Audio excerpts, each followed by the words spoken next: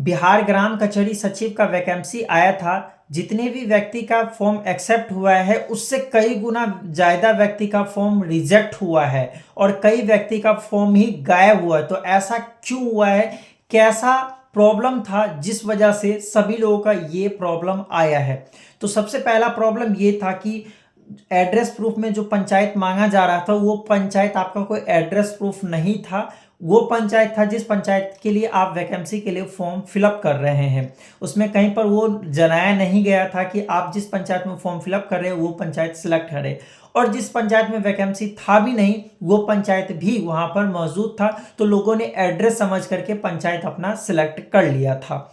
दूसरा गलती ये हुआ था कि जाति में, तो जाति में जो है काफ़ी दिक्कत किया गया था वेबसाइट में, क्योंकि कई लोगों ने देखा सामान्य और आरक्षित, तो वहाँ पर लोगों ने क्या किया, सामान्य कर दिया क्योंकि उसे समझ में नहीं आया। तो सामान्य करने वाले व्यक्ति को फॉर्म जो है रिजेक्ट कर दिया गया क्योंकि वो सामान्य कास्ट से आते ही नहीं थे और सामान्य सेलेक्ट कर लिए, इस वजह से गलती हो गया। लेकिन ये वेबसाइट की गलती था क्योंकि स्पष्ट रूप से लिखा हुआ नहीं था, उसमें स्पष्ट रूप से जानकारी नहीं था, क्योंकि दूसरा पेज खुल ही नहीं रहा था। अगर आप सामान्य सेलेक्ट करेंगे तो दूसरा वहाँ पर पॉपअप आना चाहिए, वो आया ही नहीं था। अगर आरक्षित सेलेक्ट करते तब आपको ऑप्शन मिलता। दूसरा ये भी गलती हुआ। और तीसरा ये गलती है कि आप जिस पंचायत में फॉर्म फिलअप किए उस पंचायत में वैकेंसी ही नहीं था।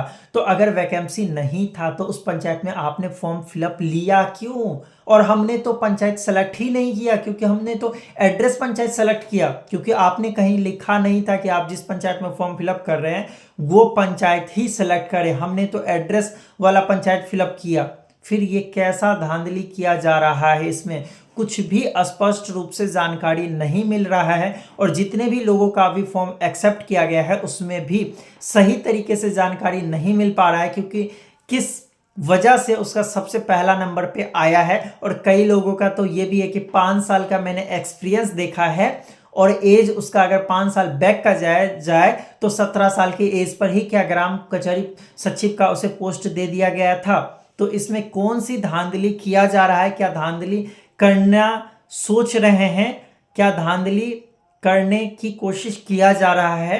क्योंकि स्पष्ट रूप से जानकारी नहीं दिया जाएगा तो इसमें धांधली हो सकता है। तो अगर स्पष्ट रूप से जानकारी दिया जाएगा तभी ये सही लोगों के पास, सही व्यक्ति के पास ये जॉब जाएगा। तो ये सही तरीके से स्पष्ट रूप से जानकारी पोर्टल पे जारी करना चाहिए। आप क्या सोचते हैं इसके बारे में? कमेंट सेक्शन में जरूर लिखिएगा।